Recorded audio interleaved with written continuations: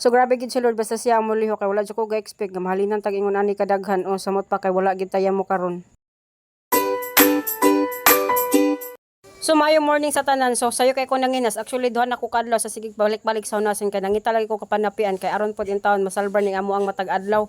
Unya kay wala saon man gyud nga kulang man jud in taon ning ato ang abot kay gamay ra medyo gamay ra man gyud pod akong abot sa duha ka adlaw.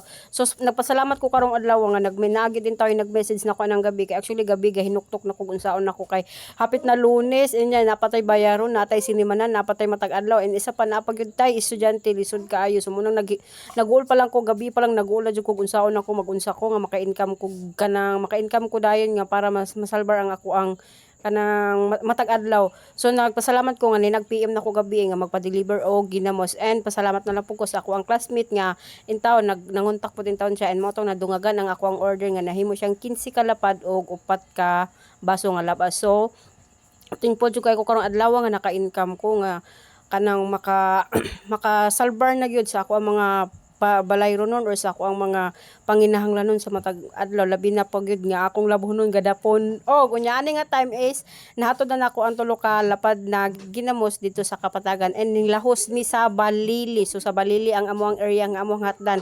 So mas maay na lang gani kay walay dakop nga wara bagid in town mi kuan ani di ba.